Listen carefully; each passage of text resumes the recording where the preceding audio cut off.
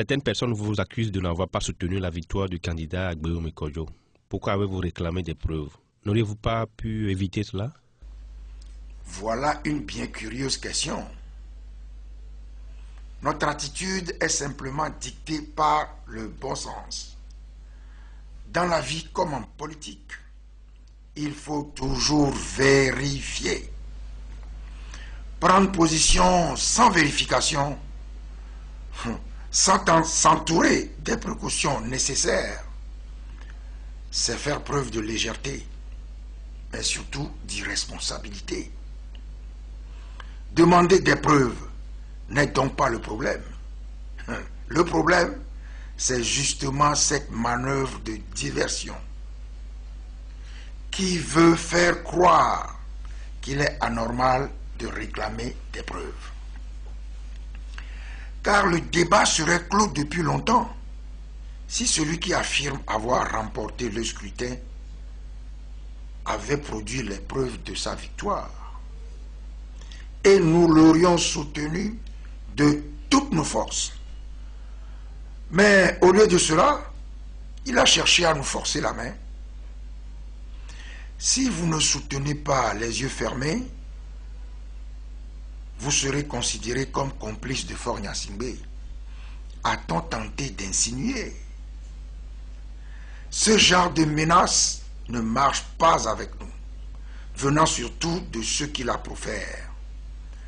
Nous n'avons pas consenti tous ces sacrifices pour nous laisser intimider par ceux qui soutenaient de toutes leurs forces la dictature pendant que nous la combattions.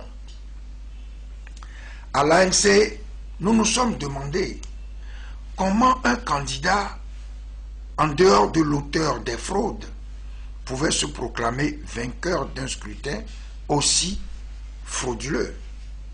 Mais si quelqu'un estime en être le gagnant, c'est qu'il dispose des preuves témoignant de sa victoire. Qu'il nous les montre alors. Du reste, pourquoi devons-nous croire sur parole M. Agbeomi Kodjo et ses amis qui s'étaient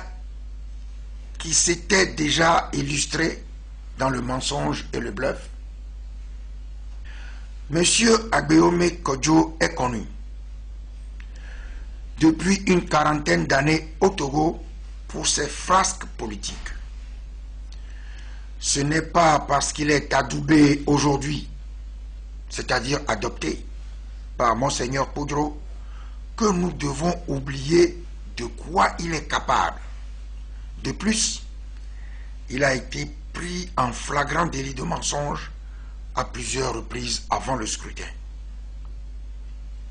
Lorsqu'il se présente comme candidat unique de l'opposition, alors que d'autres candidats reconnus de l'opposition étaient en lice, il mentait. Lorsque, sortant d'une rencontre avec Gilles-Christ Olympio, il annonce bénéficier du soutien de l'UFC à sa candidature, ce parti a publié un démenti. Il mentait donc. Lorsqu'il a annoncé avec le soutien du PNP, lorsqu'il a annoncé avoir le soutien du PNP, ce parti a aussitôt démenti par communiqué cette information. Il mentait donc.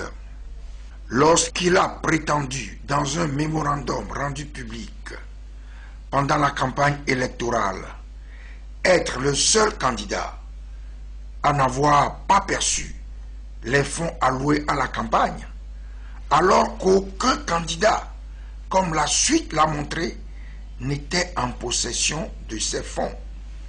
Il mentait.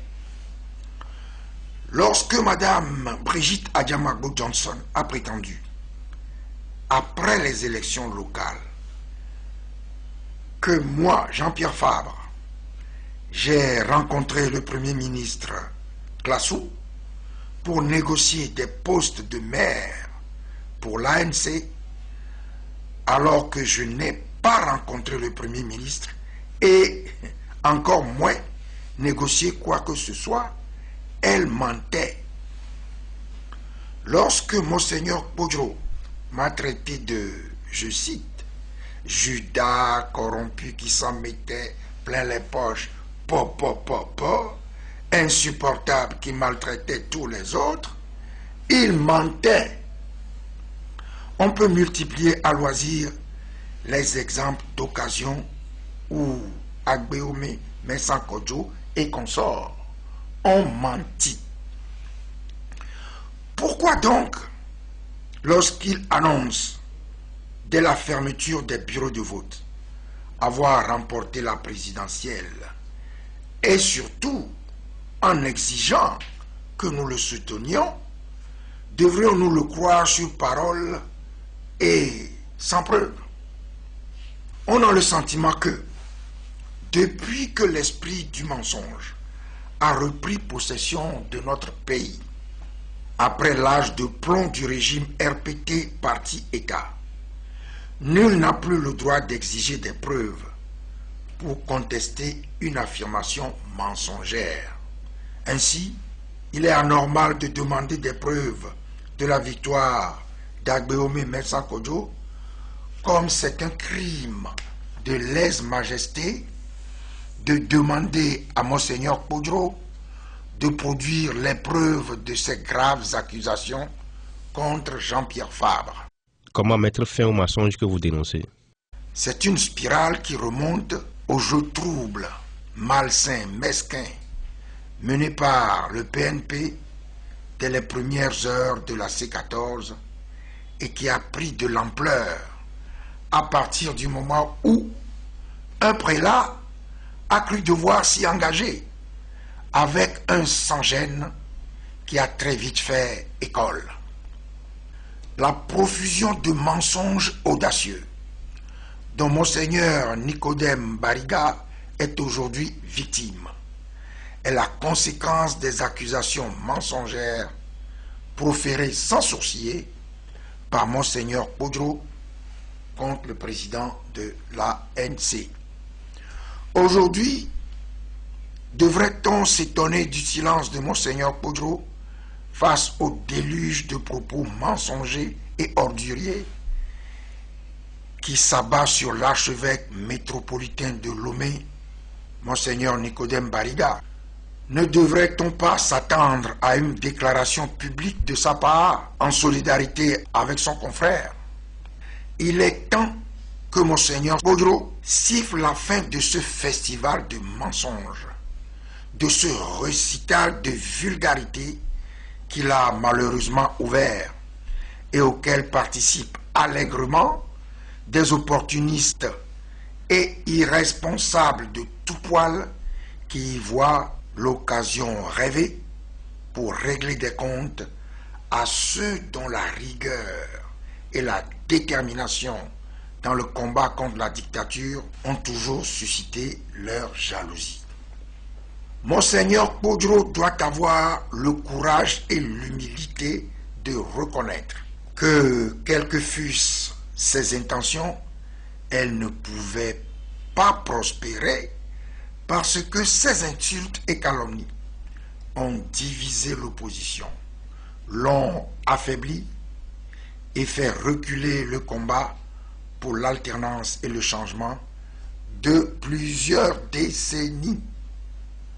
Monseigneur Kpodjo doit avoir le courage et l'humilité de reconnaître qu'il n'avait pas la capacité de transformer au sein de l'opposition les bons en méchants et les méchants en bons, et qu'il ne pouvait pas non plus, par son seul statut d'autorité religieuse, hisser son poulain Agbeome Mensah-Kondjo au niveau des responsables politiques de l'opposition. Des responsables politiques de l'opposition qui trimaient au péril de leur vie, consentant d'immenses sacrifices dans leur dur combat contre la dictature, pendant que son poulain se vautrait dans les délices de cette dictature qu'il défendait bec et ongle. Monseigneur Kpodjo doit avoir le courage et l'humilité de reconnaître qu'il a été manipulé par une poignée de charlatans qui se sont servis de lui pour se faire une place au sein de l'opposition. Il doit reconnaître que son immixtion, son ingérence sur la scène politique et ses brutalités envers des responsables politiques de l'opposition ont considérablement nui à la lutte de libération du peuple togolais.